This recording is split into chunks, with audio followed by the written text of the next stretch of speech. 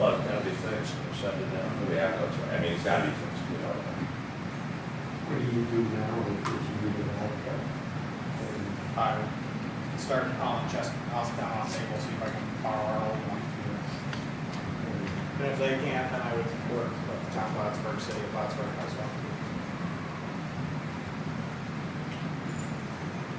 We want to have a As soon as they have a price on the other repairs, I can beyond this.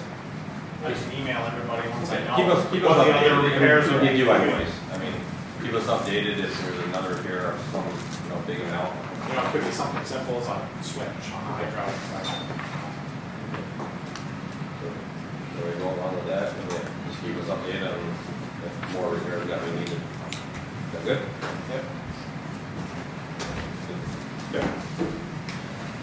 So, number 8, we're gonna go right over to John on this one. Youth soccer wall. When Al Bro passed away, he was a long-time assessor and youth commission member. His family asked that all donations be made to the youth commission. So, the youth commission didn't do much with anything ideas-wise for that. So Scott and I got together and came up with a plan he thought it was a good idea. I've seen it in the town of Beavertown. It's a soccer wall. So I took a picture of it. I think you guys have about 40 feet long by 10 feet high. So he thought it was a good idea instead of using the money for equipment for 1 year, uniforms for 1 year, we wanted something that was going to last forever in his name. So we're just in the beginning stages of trying to figure it out. Scott and I have been in contact 3 or 4 times. I've talked to Courtney about it a little bit. I've talked to Jim about it a little bit. He got a price from Ryan's Masonry for $3,000. We need to get another quote. I think he's going to go to Moore's Flat Work, I think he said. The donation amount was $1,050 is what Judy told me. 1,050? Yes. So anything over You that. have the remainder of the Yep. budget? Anything over that, the youth commission would pick You up. have the remainder Yeah. of your budget? The only thing that Ryan's asked if the town could dig the hole. So I said, I think we could do that. So we have to coordinate, coordinate with Ryan and the concrete and all that stuff. That's all have to be figured out.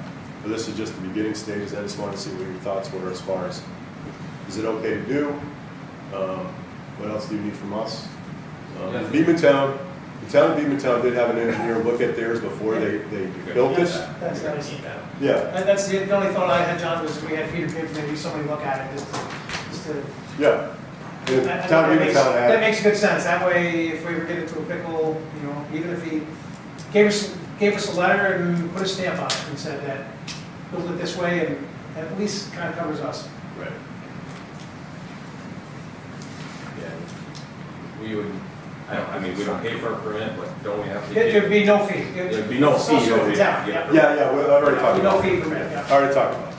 But like I said, I'm comfortable if we have Peter look at it, or whoever engineer your choice, and look at it and just provide me a letter saying build it in this accordance, would be good. That whole 3,000 includes the footer, and that's gonna take us out. That was the concrete, that was everything. All the rebar, everything. And I think he's given him a really good deal. I don't know if Scott's friends with him, so I don't know if the other quote might come in a lot higher, I don't know. I know Scott went right to him though, so. Would you think Bob that was a decent price? What's that? When you said, yeah, you thought that was a decent price? Yeah, I don't know how he's making the money doing that, because I can tell you, I can add up the numbers quickly in my head, and I know it's about 109 a yard now, so I mean. He might be friends with Scott, so he's doing it, because of the situation in his dad, it's a memorial for his dad, he might be giving him a break, I don't know. The difference here, that's just a concrete block wall, right? Yes, My understanding, not a board wall. right. I think the engineer said the block was the better way to go. That's what Beavertown did. Okay, so then how do you, the joints in the block, he's gonna, I have no idea. no idea. I'm just the. So then my next thought would be, why don't they use those other blocks, the stackable, the locking blocks, I forget the exact term they call those, but aren't they? But they're, But that's not a smooth surface on the front though, is it? What's that? Is it a smooth surface on the front? One side would be, well, there'd be a, That's what I mean. there'd be a joint every Right. 24 inches and then, So if the soccer ball hits that, or is it gonna come straight back? but, That's that, I mean, that would be my first question. right, Your stacking here is gonna have a lot thicker, so. yeah. Right. Way beyond what you need here. Mhm. John, where would you be looking at putting this up there, according to? the- Yep, it's between field 2 and 3, baseball field 2 and 3, where the tree line is. Scott and I talked about having it so you could use both sides, but the more we looked the way, we didn't think it would look good, and we didn't think it's going to get that much use. I think one side's enough, so I think aesthetically it's going to look better if we put it, you know, facing the pavilion. But that's up for discussion. I mean, Courtney and I haven't even walked it. I painted it. I painted it coming this way, but I'm not really sure on. And I want Scott to see it too, and I want Courtney to see it. My concern with that way back there is the damage it's gonna do to the field. Right. Who's gonna repair all that? Right. Because you're gonna have to bring a cement truck all the way that back. Right. The only thing, if we went around, could we get them around field 3? That's going to be the only question. I mean, if we could go around the back, that would be Anywhere in fine. that wet field is gonna Right. cause a problem, unfortunately. That's the only snag. Yeah, the only cement truck you're gonna have is a footer. Right, if we're doing a If block. they're gonna do a block, well, they'll have to pour a footer. So I can give you more information when I have it, but that's what I got right now. And I talked to Scott again tonight, so he's going to get another quote. And then once we see it on paper, it might be a little bit easier to understand, and we can go from there. Questions, anyone? You've got a graffiti artist hired already. Yeah. It's gonna get bad. Yeah. It's gonna, without even. We have enough graffiti in the bathroom. Right, We right. go with the sunscreen. We won't put a sunscreen transfer over there. Insurance wise, we're gonna ask to make sure, you know, insurance wise too for the field, I mean, because it's a structure of that, just to see. Check on that too, just to make sure. Yeah, the town of Town has one, the city of Plattsburgh has one. Doesn't DHS have one, or is Yeah. that just a law that's been there forever? No, they have a separate one. Yeah, it was one year of football field Right. that's been there. John, is he gonna core fill each I have web? no idea. I'm just bringing information. So we're gonna get more information. Yeah, I don't you know what I'm saying? Information. And if you're not, I can tell you, what happens if you're replacing block at 2 foot up, or, you know, the kids are kicking. I guess, John, maybe what I would, you know, we had talked back, but maybe that Ryan Yeah, then you're. could kind of touch base with Bob. Sure. You know. Bob and Peter for sure, we need to Peter. have Peter look at. That way there, Bob, you guys should also be on the Okay. same page. Yeah. You know, That works. I- not that Ryan's not a good Let's neighbor. call, Alan Corn, I know Alan a little bit, Alan's a code officer in the town of Beacontown. I can call him, because Okay. that's where that one. It's been there a while. Let me call Alan Yeah. and see. Yeah, it's been there a while. Okay. Thank you. So I get more information and go from there. Thanks, John. Number 9, we're gonna move on to, we talked about at the last meeting of setting our budget workshops for the budget coming up. And we went over them, we talked about Wednesdays were really good.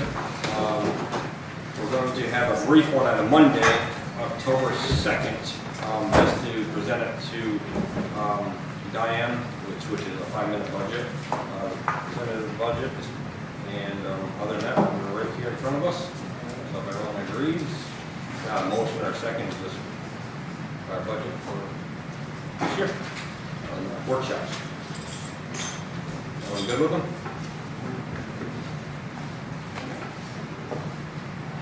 It'll be October 2nd for about a 5-minute special meeting.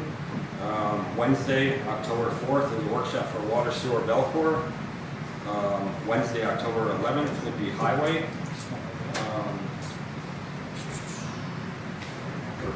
Thursday, that shouldn't be a Thursday. That shouldn't be a Thursday, though. That shouldn't be a Thursday.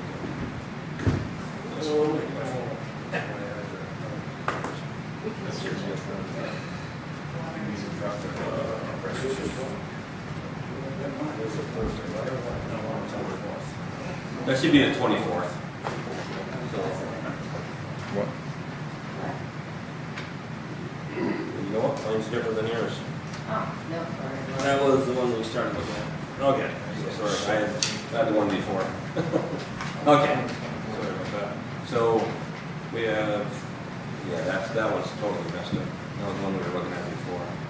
So we got, sorry about that. So department heads got to have everything back by September 5th. Department heads of everything they're requesting in the budget. Wednesday, September 12th is a special meeting to present the tentative budget. And right after that 5-minute meeting, we're going to do highway budget. Wednesday, September 19th, water sewer Belcourt. October 10th is general. October 17th is salaries. October 24th would be the budget review, going over everything, make sure we're all good. And then November 7th will be the public hearing on the preliminary budget. And then after that, before November 20th, we got to pass the budget. Like November 20th.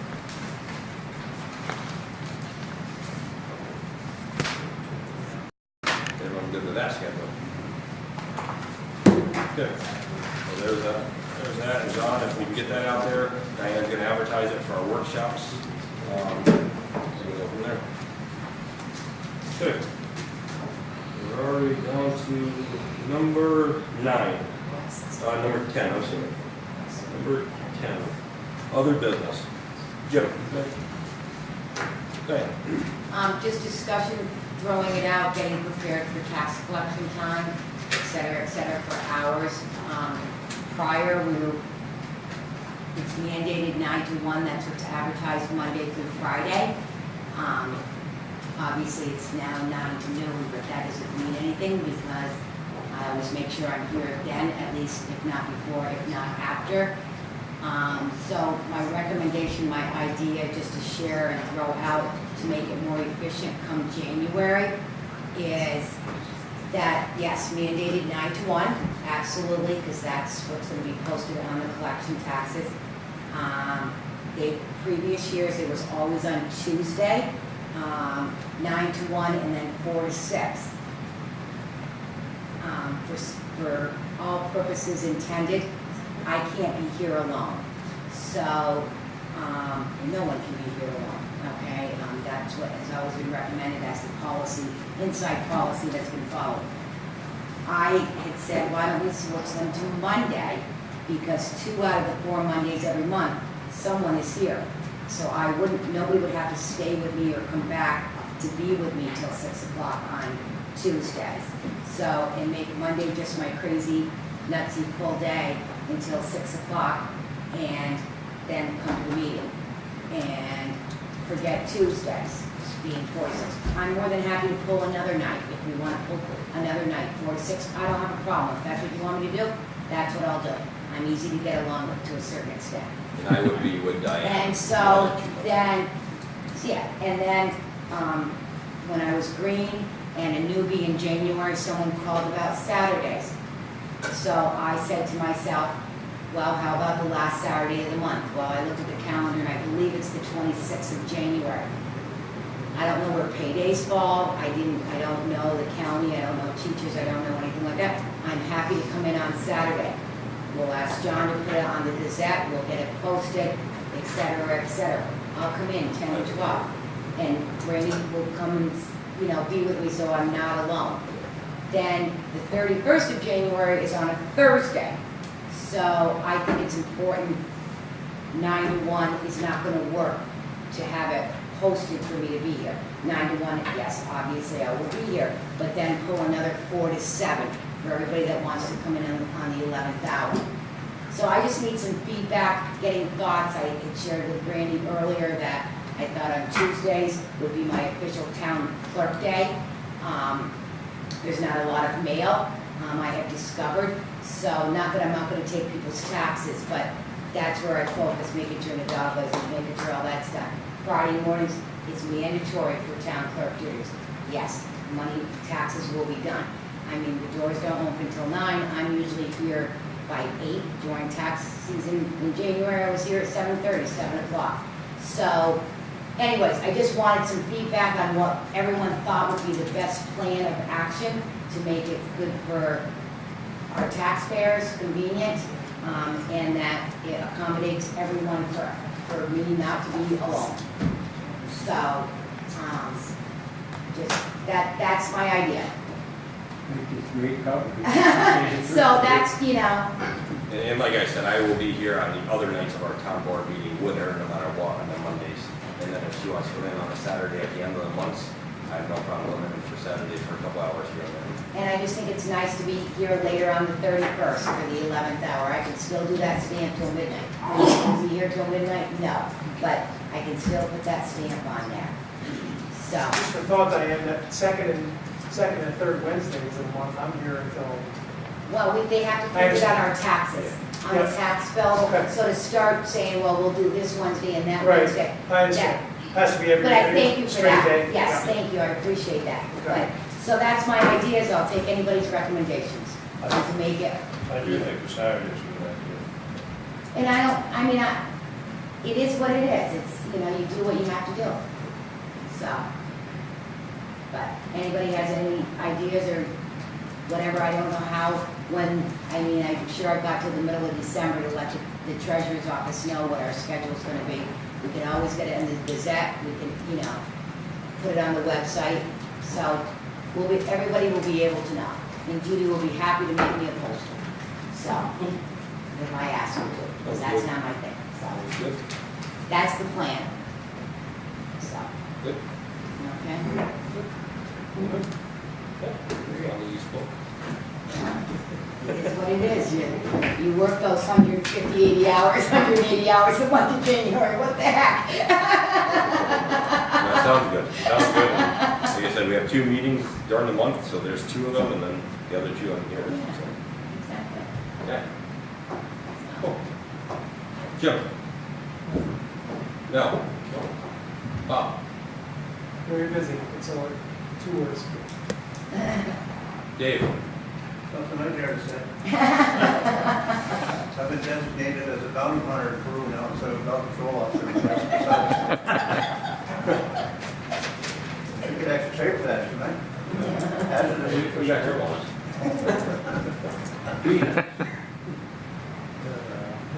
Mike. We're paving. Never fails.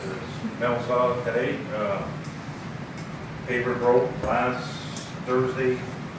The hopper loaded the front shaft to bring material to the front. Bags were loaded with 17 trucks sitting in front of it, loaded at $900 a whack. We got Brunel, thank God they come up, bailed us out, we shoveled the hopper out. We got the parts ordered for the paver, I don't know when they're gonna be in. We got about 300 ton left on the Baton Road. We're trying to get the tractor trailer scheduled for tomorrow. We'll finish the Baton Road. And we are not paving School Street. I forgot to bring that up last meeting. There will be a patch on it. I met with Matt Buffet. The school with the capital project is going to change the entrance to the high school and the back entrance that goes into the bus garage. That lines up with Jenkins. They're going to make them more lines, so I'm not going to spend the money to pave the whole road and have them tear the intersection because they're talking about removing some sidewalk and some power that might have to move. So, but the lower end towards 22B will not make another year or 2. So we're just going to put a Band-Aid on it. Hopefully tomorrow we'll get an inch on it and they'll get us up to almost Jenkins Street. And we'll stop there and then we'll move on. Hopefully I got the parts for our paver and then we'll continue on. You know, the gentleman, Bob and I and Brandy were down there off of Telegraph, the street we're stuck with, Liberties. It's got a cement slab in.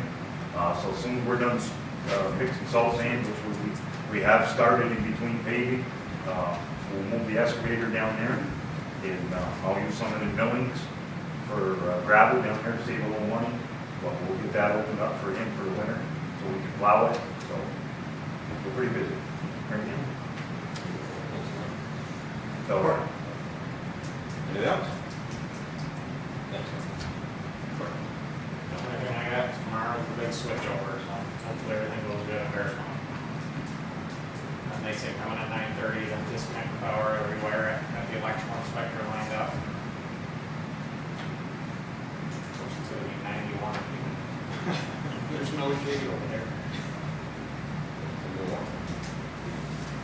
Anything else? More snow coming. You can only use your bathroom twice, Jim. In the morning.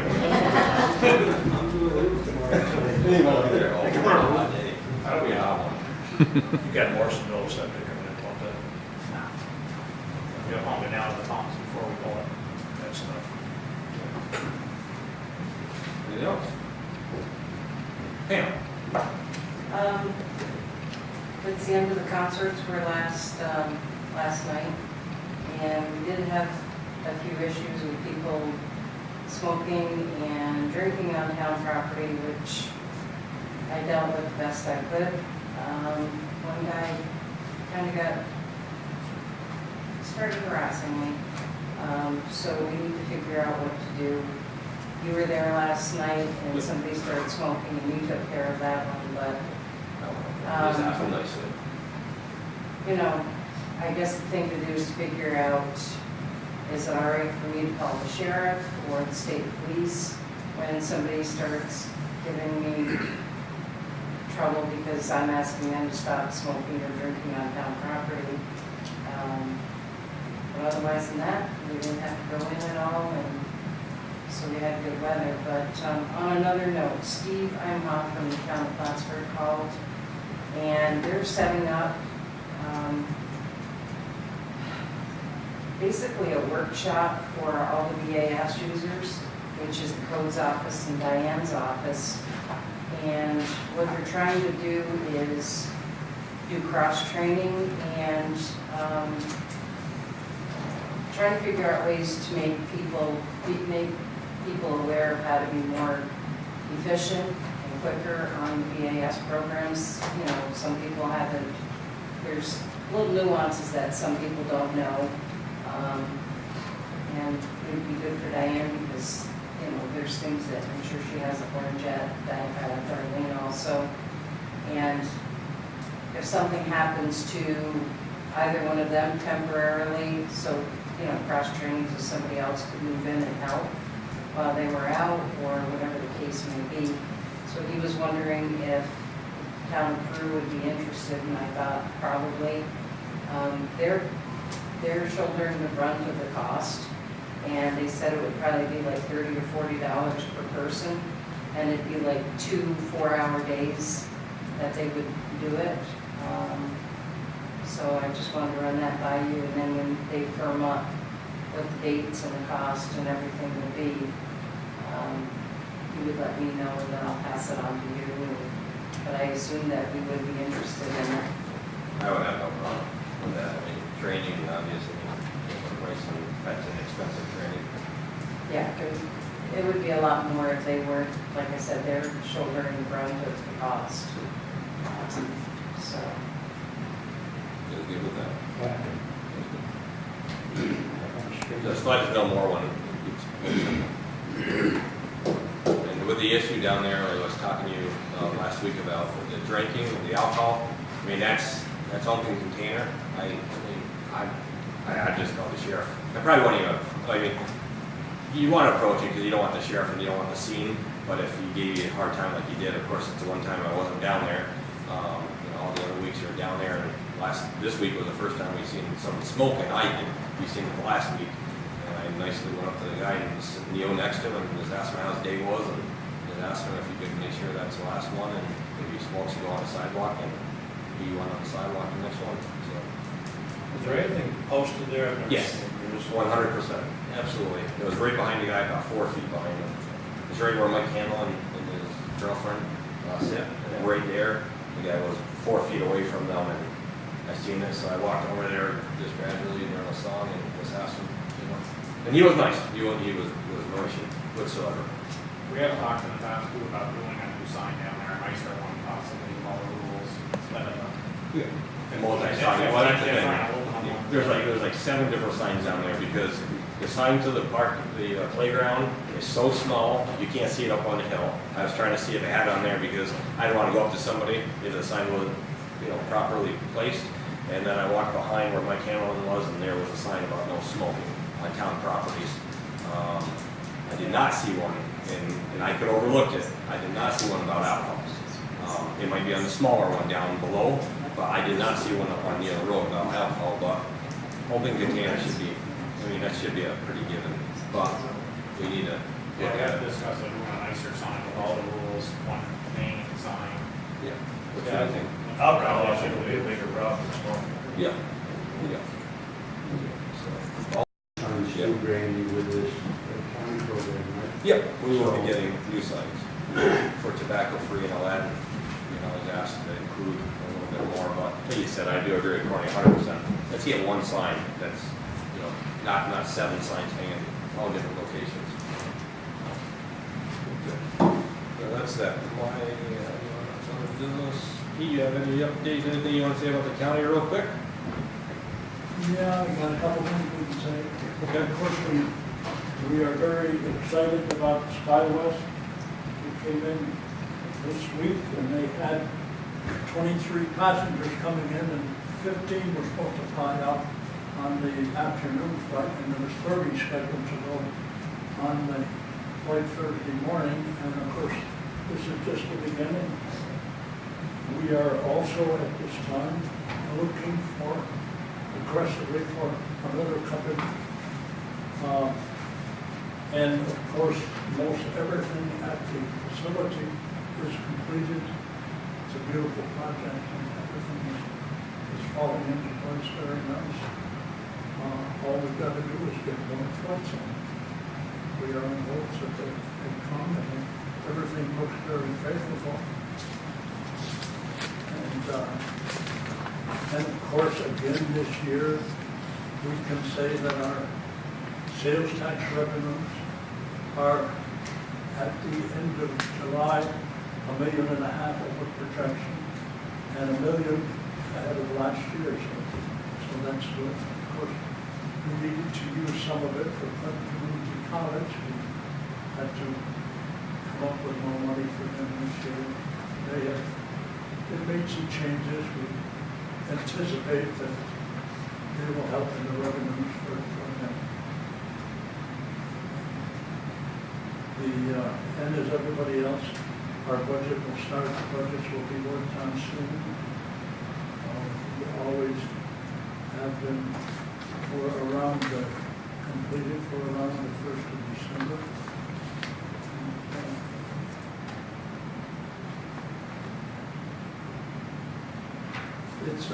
If any of you people have a chance, go into the airport.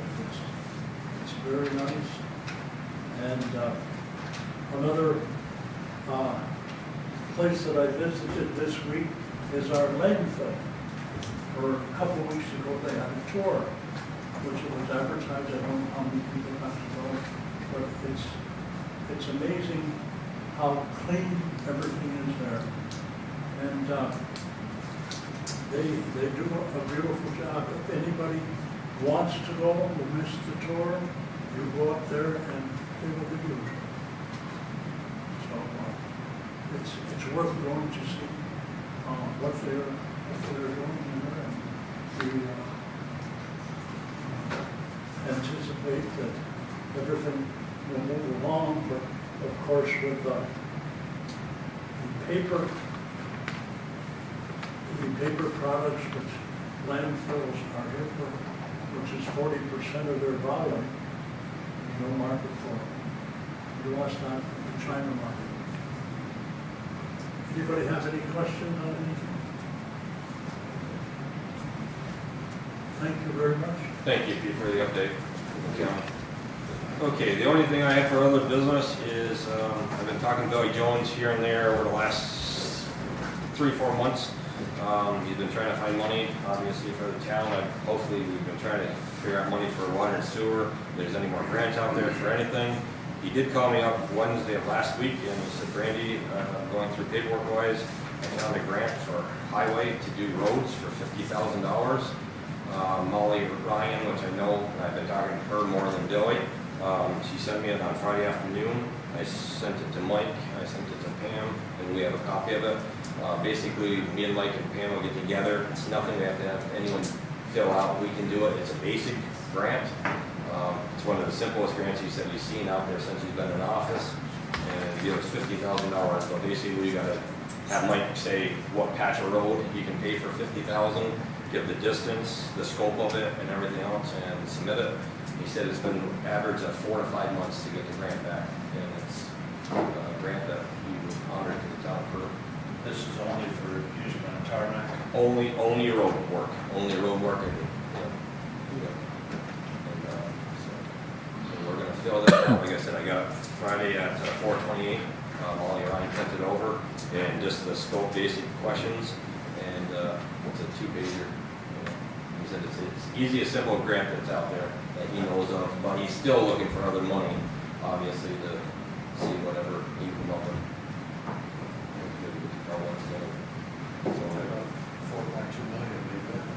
Yeah, I know. He's looking into that. He did say around November. They usually last year there was a lot of that kind of stuff out there, but there's no guarantee. But he's obviously going to keep looking at it to see what there's out there.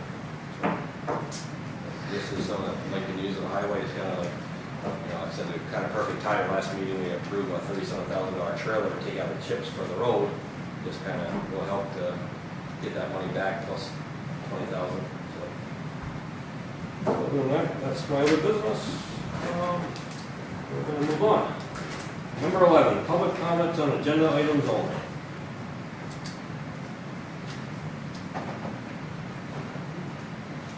Nothing? Nuts.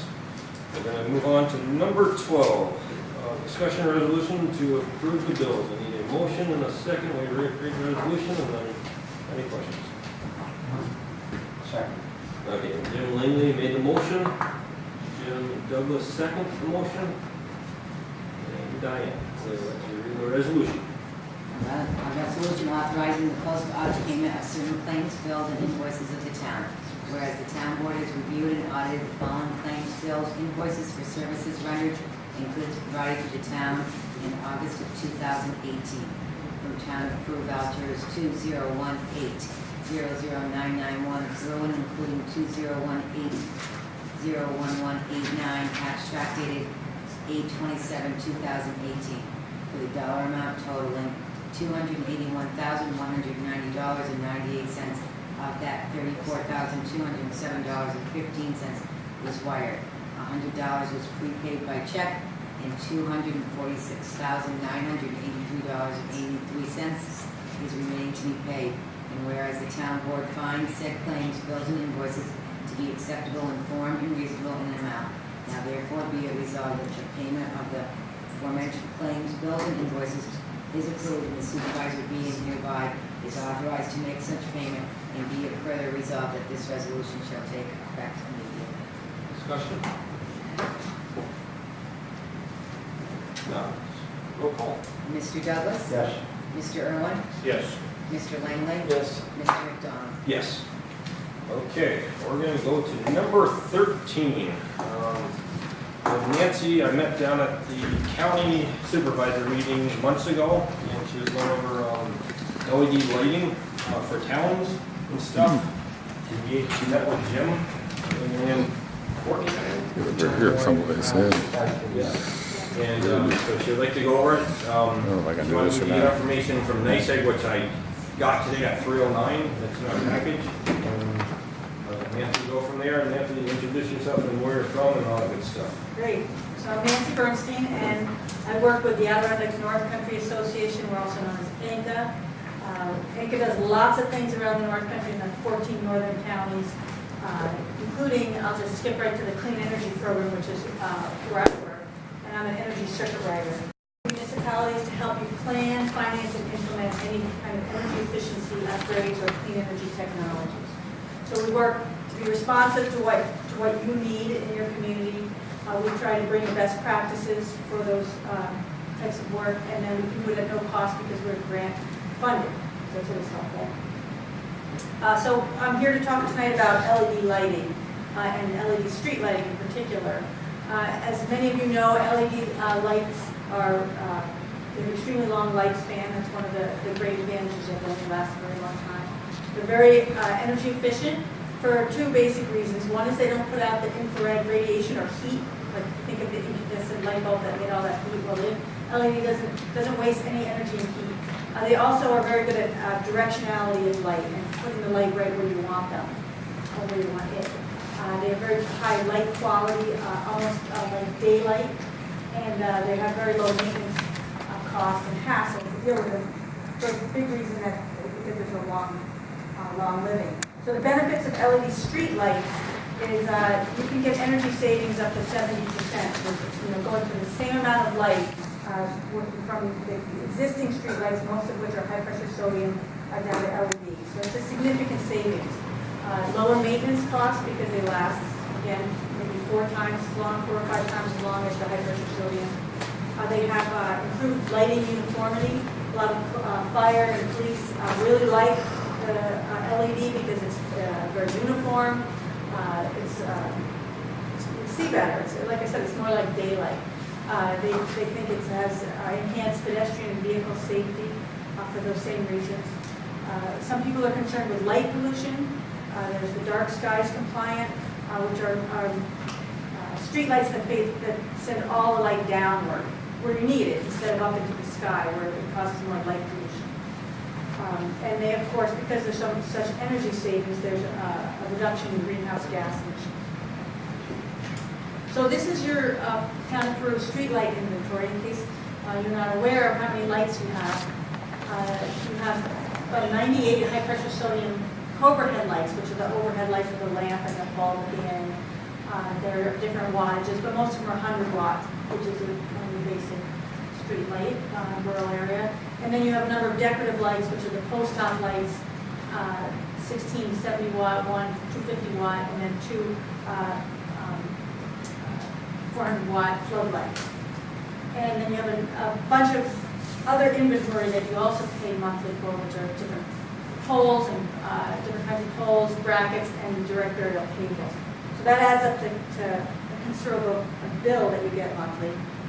I have a cost analysis here that I did put together for you guys. I'll give it at the end so it doesn't get too confusing. But if you want to switch your streetlights to LED, there are 2 basic pathways. One is the utility conversion, and the other is municipal ownership. So in utility conversion, the utility performs the LED upgrades, and they maintain ownership and maintenance just like you are now, but you pay them to upgrade to LED. The other one is municipal ownership, in which nowadays the municipalities can own streetlights. You can actually purchase the whole asset, not the pole, but just the bracket, the arm and the bracket and the luminaire. And once you own them, then you can change it to LED, as you choose. But you assume maintenance from then on. So those are the 2 pathways. If you compare the 2, the utility-owned pathway has less money up front, but less savings over time, whereas with the municipally owned, you have more money up front and potentially more long-term savings. So it's really something to consider. With the utility-owned pathway, it's the Cobra headlights only. So remember, you have, I think there are 19 decorative and floodlights. So those are not part of the utility program. No limitations on municipally owned. You can do whatever you want with all your lights. As far as the utility owned, we have a very limited choice of wattage and color. NYSEG currently offers 4 wattage choices and 2 color temperatures. But when you own them, you have far more options, both with color and wattage, and also with, like I mentioned, with the different post-op lights and floodlights. As far as the timeline with the utility-owned, the utility's a little backlogged right now, so they can't say when they would do it. Which means the sooner you can do it, the sooner you can get the savings, which will work to your benefit. Once they do get going, it shouldn't take too long, for them to process it. But with the municipally owned, they're saying that it's 6 to 12 month timeline to do the whole process. But again, with the maintenance, the utility conversion, they maintain it under municipal ownership. You maintain it. I mentioned probably a couple of these things, bullet points already with the utility conversion. But what you end up paying and what Brandy got the price for was the unexpired life cost of the existing high-pressure sodium lights. So it's what value is still left on those lights. That's what the utility NYSEG is asking you to pay off to be able to convert to LED, because otherwise they would wait till they naturally expired and then they replace them. So they want you to pay up for what's left on them. It's a one-time payment. It has to be paid up front, but that's the only thing you have to pay for them to do the conversion. You have to convert 100 lights, or in your case, since you only have 98 cover heads, it would be all of them. And your bill reduction, and I'll give you out your cost analysis that I put together, is about 28 to 38% reduction in your bill. And it's, the different, why there's a range is you have to choose what wattage you want to put in there. And I didn't want to choose for you, so I kind of made it into a range. The energy savings is 38 to 65%. And the payback period, I actually did figure it out, given the price that Randy got this afternoon, is it would be between 5 and 11 months, depending on how you structured it. But under a year that you can pay back the cost for them to do the conversion. 5 to 11 months if they say kept Yes. ownership. Utility conversion. Because Utility ownership, Okay. yes. So once again, under utility conversion, it's overhead lights only. But you do have significant non-overhead inventory, more than, a lot of rural towns. So that would be, as I said, would be covered under the program. One caveat, and we're told this shouldn't be a problem, but we're told it could be a problem, is that NYSEG's only required to convert 20% of their inventory per year. Which means if that's how they decided to do it, it could take up to 5 years before they can complete the conversion in the town. We were told by your streetlight rep, the NYSEG rep, that they probably wouldn't do it that way, or she doesn't think they should do it that way, but we don't have assurance that that would be the case. Currently, they're really backlogged because they just enacted this program in April, and all these communities are reaching out to the state to them, and they're a little. Yeah, because when I contact her, she goes, "Oh, you're another town." Another one. Contacting me, and then you can see in the email, she said, "Here's another one looking for a conversion." Yeah, well, it's a good deal. There's a lot of savings to be involved in, to be gotten, and so there's a little slow. Again, limited choice of wattage and color temperature. And the important thing is, the last bullet, is that you as the town members have to choose the LED options, which,